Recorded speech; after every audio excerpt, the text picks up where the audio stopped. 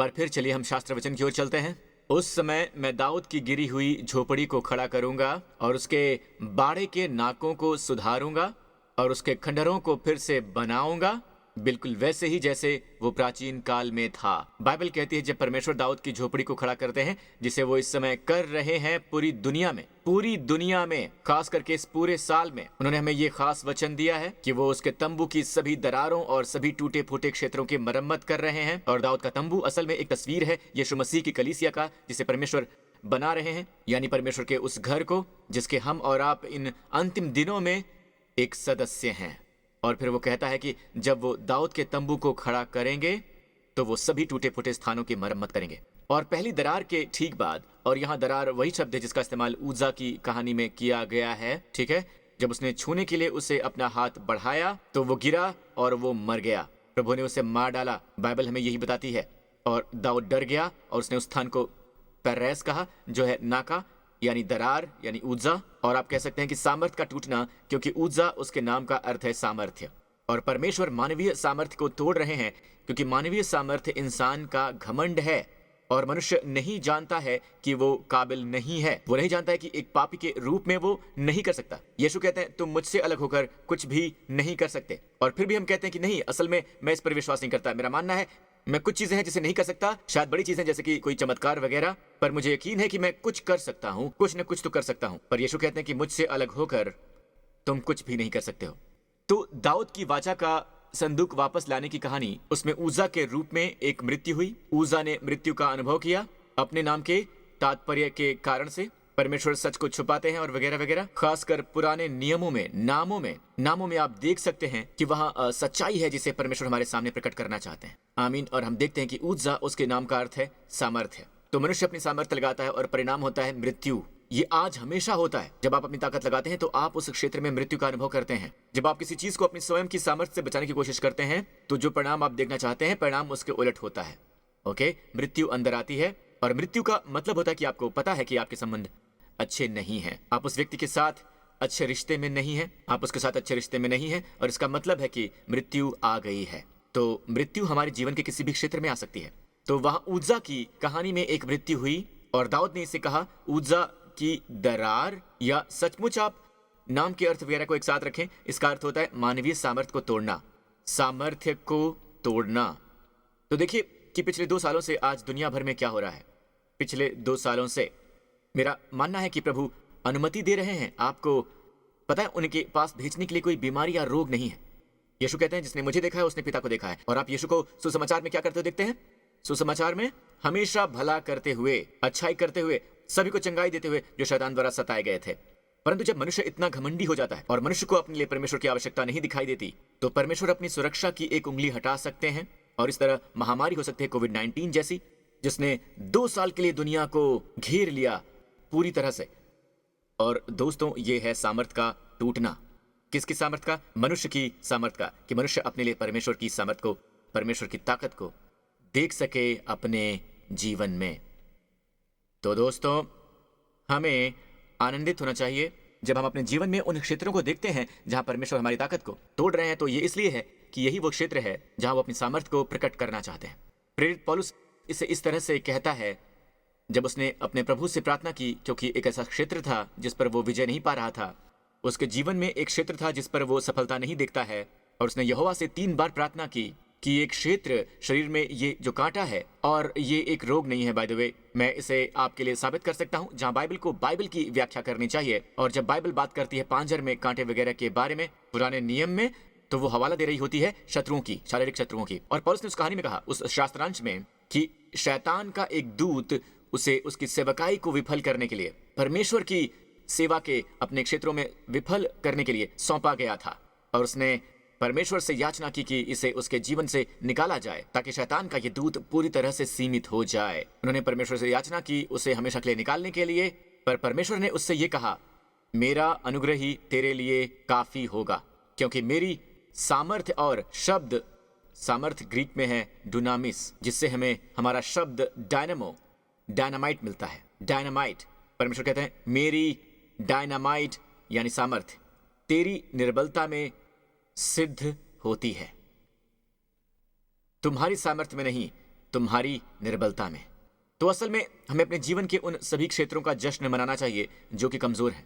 पता है, मानव स्वभाव ऐसा है कि हम हमेशा लोगों को अपना मजबूत पक्ष दिखाना चाहते हैं, हमेशा अपने अच्छे पक्ष को लोगों को दिखाना चाहते हैं। और इसलिए यदि आप हमेशा सोशल मीडिया से जुड़े रहते हैं, आप दूसरों के इंस्टाग्राम को देखते हैं जो विशेष रूप से अपना सर्वश्रेष्ठ प्रस्तुत करने के लिए बनाया गया है, आपको पता है, उनके स्वयं के, उनके जीवन के सर्वोत्तम क्षेत्र को प्रस्तुत करने के लिए इसे इस तरह से बनाया गया कि वो आपको अपने कमजोर क्षेत्र के बारे में कभी नहीं दिखाते हैं, वो बस आपको केवल अपने अच्छे पक्ष को ही दिखाते हैं, और एक खास तौर पर यही प्रस्तुत करने के लिए बनाया गया है।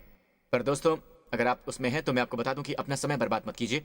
ये सब वही कहानी है, अपना समय बर्बाद मत कीजिए। आपका वक्त बहुत ही बहुमूल्य है, आपका समय बहुत बहुमूल्य है, समय गुजर रहा है, आइए इस्तेमाल करें परमेश्वर की महिमा के लिए। हालेलुया, आमीन। छुटकारे का समय, बुद्धिमान बने, आमीन। छुटकारे का समय का मतलब होता है वापस खरीद लेने का समय।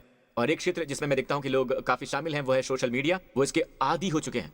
आज ही खुद को मुक्त कीजिए प्रभु यीशु मसीह के नाम पर, आमीन।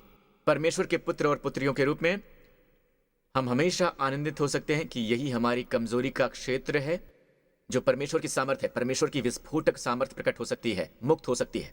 जी हाँ, मुक्त हो सकती है। तो यदि ये ऐसा है तो चलिए अपने सभी कमजोर क्षेत्रों की ओर देखते हैं। और पता है इसके बाद ठीक बात पौलुस ने क्या कहा? अपनी महिमा के बजाय बड़े आनंद से मैं घमंड करूंगा। महिमा वहां है, मैं घमंड करूंगा अपनी निर्बलताओं पर, अपनी कमजोरियों पर, क्योंकि जब मैं निर्बल होता हूं तभी मैं बलवंत होता हूं। तो अपने जीवन के उन सभी क्षेत्रों की ओर देखिए जिनमें आप कमजोर हैं, आमीन, और आनंदित हो जाइए। उन कमजोरियों के लिए नहीं, बल्कि कमजोरी का वो क्षेत्र परमेश्वर की सामर्थ को उस क्षेत्र में बहने देता है, इसलिए आनंदित हो जाइए। आपके उन सभी टूटे हुए क्षेत्रों को परमेश्वर फिर से बनाएंगे, दूसरे क्षेत्रों को बिल्कुल नहीं, पर आपके उन्हीं क्षेत्रों को जिनमें आप कमजोर हैं, और उसी क्षेत्र को जहां सामर्थ की कमी है, आमीन। और वहां ओबेदोदोम की आशीष होगी, जो पेरेसूजा की कहानी के ठीक बाद हुआ जब उजा मर गया। परमेश्वर की आशीष ओबेदोदोम पर आई क्योंकि दाऊद वाचा के संदूक को ओबेदोदोम के यहाँ ले आया। तो ऐसा लगता है जैसे कि आपको पता है परमेश्वर का मन हमेशा आशीष में रहता है, पर इसे हमें परमेश्वर के तरीके से करना चाहिए। अगर हम पूरी बात में मानवीय सामर्थ लगाते हैं तो परमेश्वर अपनी महिमा किसी और को नहीं देंगे। अगर परमेश्वर आपको आपकी सामर्थ के कारण विजय पाने की अनुमति देते हैं तो महिमा किसको मिलती है? महिमा आपको मिलती है। शायद आप कहें कि ये सब परमेश्वर की वजह से है, पर अंदर से आपको पता है कि आप ताकत लगाते हैं तो आप महिमा साझा करेंगे। ये मानवीय स्वभाव है। तो परमेश्वर अपनी महिमा किसी और को नहीं देंगे बल्कि स्वयं को देंगे, आमीन। परमेश्वर की महिमा हो। मैं हमेशा ऐसे ही कहता हूं और मैं इसे श्रद्धा पूर्वक कहता हूं। अगर परमेश्वर सारी महिमा प्राप्त करना चाहते हैं तो उन्हें सभी कार्य करने दें, आमीन। तो उन्हें मुझ में सभी कार्य करने दें, मेरे द्वारा, मेरे लिए, आमीन। तो इसका मतलब ये नहीं कि आपका जीवन निष्क्रियता का जीवन बन जाता है, आलस्य का जीवन बन जाता है, नहीं। असल में ठीक जैसे यीशु 3.5 साल तक इतने सक्रिय रहे कि उन्होंने उन सभी कार्यों को पूरा कर दिया जो पिता ने उन्हें सौंपा था, और उन्होंने क्रूस पर पुकारा कि ये पूरा हो गया। तो वैसे ही हम आराम से रह सकते हैं और फिर भी हम जो कुछ भी करते हैं, आमीन, जैसे विश्राम और उन्नति के इस वर्ष में हम जो कुछ भी करते हैं उसमें तेजी आती है। हम विश्राम कर रहे हैं, आमीन। जितना विश्राम करते हैं, और वहां विश्राम का अर्थ होता है अपनी मानवीय सामर्थ्य से विश्राम करना और प्रभु पर भरोसा रखना। तो विश्राम अकर्मण्यता बिल्कुल नहीं है। विश्राम आत्मा द्वारा निर्देशित गतिविधि है, क्योंकि जब परमेश्वर का आत्मा आपकी अगुवाई करता है, आमतौर पर उन क्षेत्रों में जिसमें वो आपकी अगुवाई करते हैं, वो ऐसे क्षेत्र हैं जहां आप केवल उनके द्वारा ही इसे कर सकते हैं। आप केवल उनकी सामर्थ्य से ही इसे कर सकते हैं, और जिसका अर्थ यह होता है कि उनकी सामर्थ्य उस नेतृत्व के साथ में है। आप अपनी ताकत नहीं लगा सकते हैं क्योंकि आप उनके नेतृत्व के पीछे चल रहे हैं। वहां जहां आप दाऊद की नाई नेतृत्व नहीं कर रहे हैं, उसने वाचा का संदूक ले जाने के क्षेत्र में नेतृत्व नहीं किया। वाचा के संदूक को याजकों के कंधे पर ले जाना चाहिए, फिर भी उसने पलिश्तियों की रीति से, संसार की रीति से ऐसा करने से मना कर दिया। तो क्या हुआ? मृत्यु। तो वैसे ही जब आप आत्मा के पीछे चलते हैं तो आपके कार्यों के साथ आपके पास हमेशा परमेश्वर की ताकत होगी। लेकिन जब भी आप इसे अपने तरीके से करते हैं, अपनी सामर्थ्य से, आमीन, परमेश्वर की आत्मा की अगुवाई से हट जाते हैं, तो इसका परिणाम क्या होगा? मृत्यु ही होगी। जब दाऊद ओबेदोदोम के घर से संदूक लेने आया तो बाइबल में बताती है कि लेवी ले जा रहे थे, और ऐसा नहीं कि उन्होंने इसे सही पाया, वो इसे अपने कंधों पर ले जाएंगे। और बाइबल में लिखा है परमेश्वर ने लेवियों की मदद की। अब उजा के लिए, क्योंकि ये बैलगाड़ी पर है, परमेश्वर का बैलों की मदद करने का कोई विवरण नहीं है, क्योंकि ये परमेश्वर की रीति से नहीं था, ये परमेश्वर की अगुवाई नहीं थी। पर यहाँ आपके पास वो कथन है कि परमेश्वर ने लेवियों की मदद की। अब यहूदी लेखों में वो कहते हैं कि जिस क्षण संदूक ने याजक के कंधों को छुआ, और ये एक बहुत ही भारी संदूक है, वाचा का संदूक बहुत ही भारी है, तकरीबन 288 पाउंड का है, और जिस क्षण उसने याजक के कंधों को छुआ मानो उसने उन्हें उठा लिया हो, वो उन्हें हल्का और सहज लगा। क्या ये आपको याद दिलाता है कि यीशु ने क्या कहा था? मेरा जुआ सहज है, मेरा जुआ अपने ऊपर उठा लो, मेरा जुआ सहज है और मेरा बोझ हल्का है। आमीन। पता है, लोग सोचते हैं कि प्रभु की सेवा करना कठिन है, इसलिए शैतान चाहता है कि तुम ये सोचो। असल में बाइबल में लिखा है कि विश्वासघातियों का मार्ग कड़ा होता है, ये कठिन होता है। अगर आप जुए के आदी हैं, अगर आप शराब के आदी हैं वगैरह वगैरह, तो ये काफी कठिन है, ये एक कठिन जीवन है। आपका मार्ग हालांकि कठिन है, आप अच्छी तरह से सो नहीं सकते हैं, आपके पास शांति नहीं है, आप हमेशा तनाव में हैं, आप उल्टी कर रहे हैं, आप अचेत हैं, आपके पास अपनी दिमाग की क्षमताओं का पूरा उपयोग नहीं है। ठीक है, ये कठिन है, ये बिल्कुल कठिन है। परिवार के साथ संबंधों में ये कठिन है, हर एक चीज कठिन बन जाती है।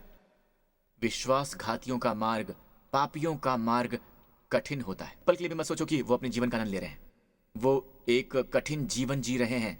पर प्रभु की सेवा के लिए शैतान पूरी बात डालना चाहता है। पाप करना मजेदार है, पाप बहुत आसान है, एक बार के लिए पाप के सुख जैसी कोई चीज होती है, लेकिन ये टिकाऊ नहीं होती है।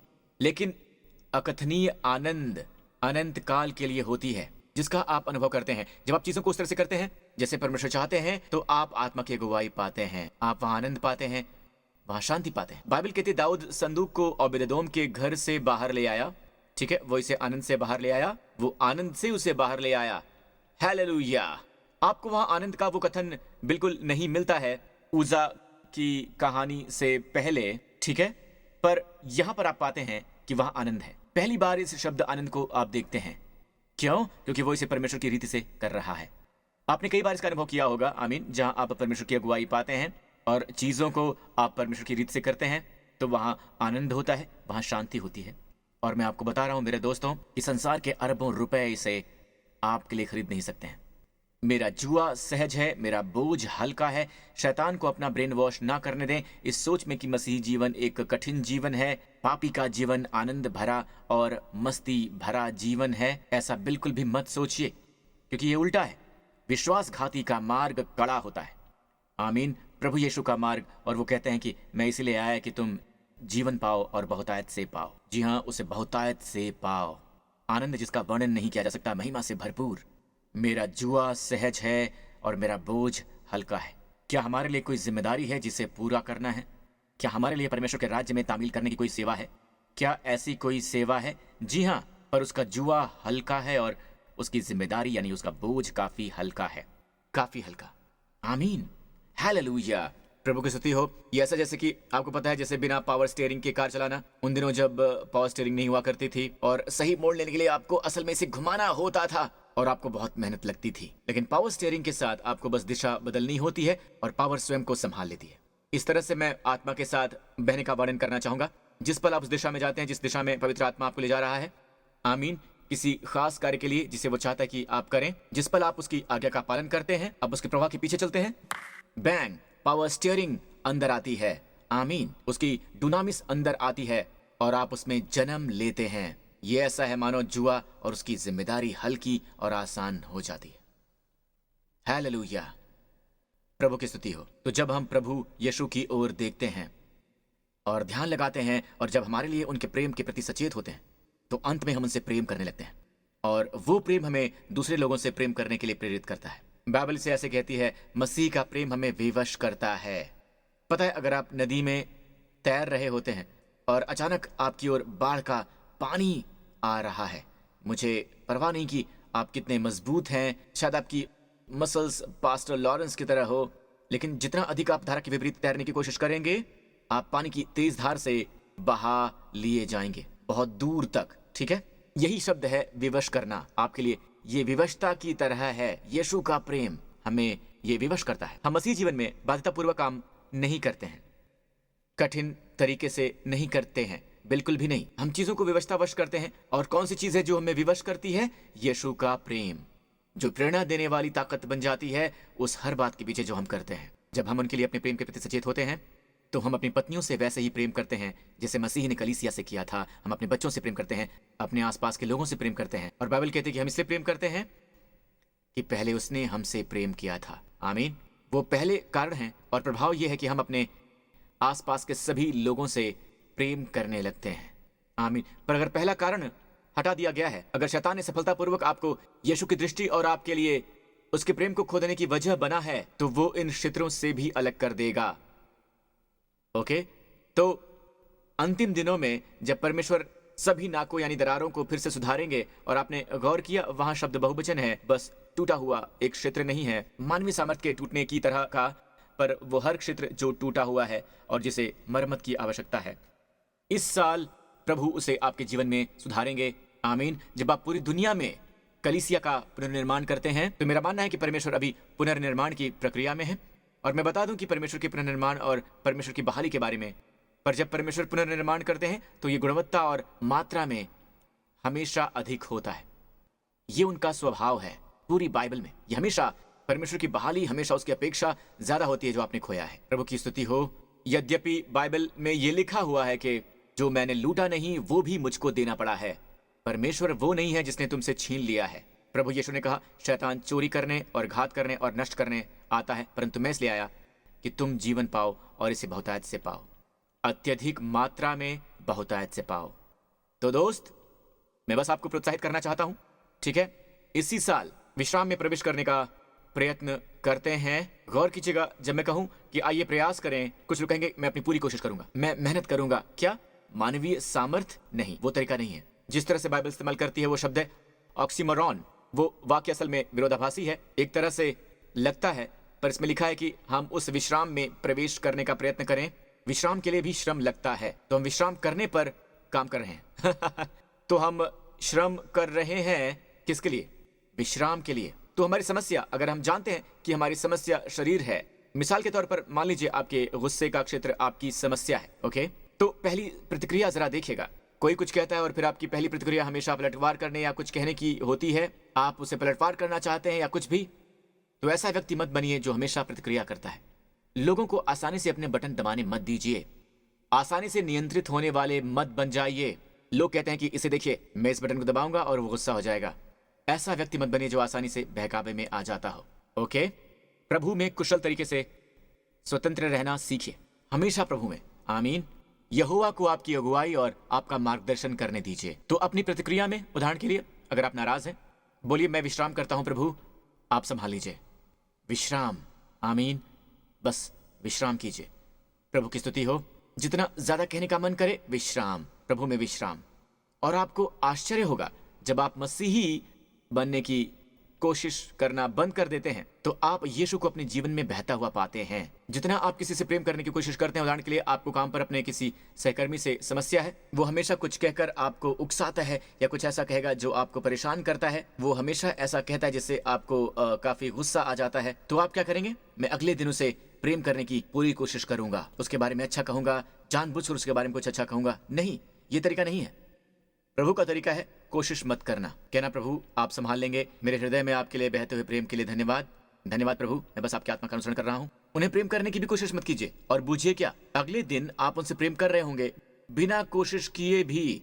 और कई बार तो आप अनजाने में ही उनसे प्रेम कर रहे होंगे, और अंत में ये पाने के लिए कि वाह, मैंने तो अपना आपा भी नहीं खोया, मैंने अपनी शांति नहीं खोई, और ऐसा लगता है कि जैसे प्रभु ने सब कुछ संभाल लिया हो। और ठीक ऐसा ही होता है, यही होता है मेरे दोस्त, यही है मसीही जीवन।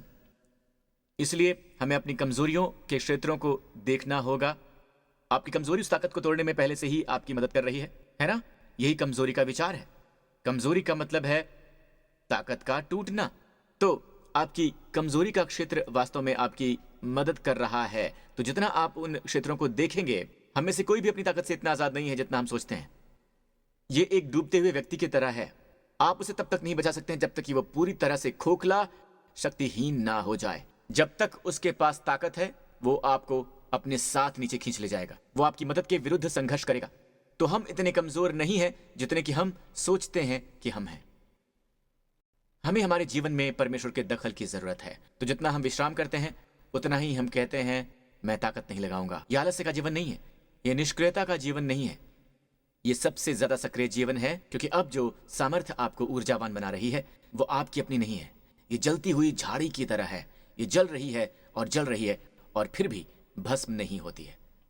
आप भस्म नहीं हुए हैं, आप हर समय जल रहे हैं। जलते रहिए मेरे दोस्त, और लोग आएंगे और आपको जलते हुए देखेंगे। आमीन। परमेश्वर की महिमा के लिए जलते रहिए, पर भस्म मत होइए। हालेलुया, प्रभु की स्तुति हो। दोस्तों, अगर आपने कभी यीशु को अपने उद्धारकर्ता के रूप में स्वीकार नहीं किया है, तो ये सर्वोत्तम समय है उन्हें अपने जीवन के केंद्र में रखने का, और ये देखने का कि आपके जीवन में सभी बातें मिलकर काम कर रही हैं उनकी महिमा के लिए। आमीन। प्रभु की स्तुति हो। पता है, ये हमारे बारे में नहीं है दोस्तों, ये उनके बारे में है। और जब हम उन्हें सही परिप्रेक्ष्य में पाते हैं तो हम वहां वापस लौट आते हैं जहां सच्चा जीवन है। यीशु कहते हैं, जो मेरे कारण अपना प्राण खोता है वो उसे पाएगा। जब आप अपना तुच्छ जीवन खो देते हैं तो ये स्थायी रूप से खोना नहीं है। एम्पलीफाइड में लिखा हुआ है, तुच्छ जीवन खोकर ही आप उच्च जीवन पाते हैं। मसीह यीशु में, आप यीशु में उच्च जीवन पाने वाले हैं। इसी समय मेरे साथ ये प्रार्थना कीजिए, कहिए, प्रभु यीशु, मैं आपका धन्यवाद करता हूं कि आप क्रूस पर मरे मेरे पापों की खातिर। मैं आपका धन्यवाद करता हूं कि मेरे लिए मृत्यु पर विजय पाने वाले आप मुर्दों में से जी उठे। यीशु, मैं स्वीकार करता हूं कि यीशु मसीह मेरे प्रभु हैं, मेरे उद्धार करता हैं। जी हाँ, उद्धार करता। और हे पिता परमेश्वर, अब आप मेरे पिता हैं, मैं आपकी संतान हूं। मैं अत्यधिक प्रेम प्राप्त हूं, अत्यधिक अनुग्रहित हूं, आपके द्वारा अत्यधिक प्रेम किया गया हूं। आपका धन्यवाद पिता परमेश्वर, यीशु के नाम पर। बधाई हो परमेश्वर की संतान, अब आप परमेश्वर के परिवार में हैं। उस आशीष के लिए तैयार हो जाइए जो ओबेदोम पर आई है, वो आप पर और आपके प्रियजनों पर भी आएगी। यीशु के नाम की स्तुति हो। बाकी सब लोग अपने पांव पर खड़े हो जाइए। मैं ओबेदोम की उस आशीषों के लिए प्रार्थना करना चाहूंगा। आमीन, कि वो आपके जीवन पर आए इसी सप्ताह। जी हाँ, इसी सप्ताह। आमीन, इसे प्रकट होने दें। प्रभु की स्तुति हो, खास करके आपके जीवन के कमजोर क्षेत्रों में। पिता, मैं आपका धन्यवाद करता हूं प्रभु, उस हर एक व्यक्ति के लिए जो मेरी आवाज के तले है। मैं प्रभु यीशु के नाम पर इस आने वाले सप्ताह के लिए मांगता हूं कि वो देखें प्रभु उस आशीष को जिससे आपने ओबेदोम को आशीषित किया। वो आशीषें उन पर हों, उन सब पर जो उनका है, और उनके पूरे घराने पर हों इस आने वाले सप्ताह। प्रभु यीशु मसीह के नाम पर, हमारे प्रभु यीशु मसीह के नाम पर। और उनके बारे में ये कहा जाए कि वो प्रभु यीशु मसीह के कारण बहुत आशीषित हुए हैं। इसे दूर दराज तक बहुतों के लिए गवाही बनने देते हैं, यीशु के नाम पर। आमीन।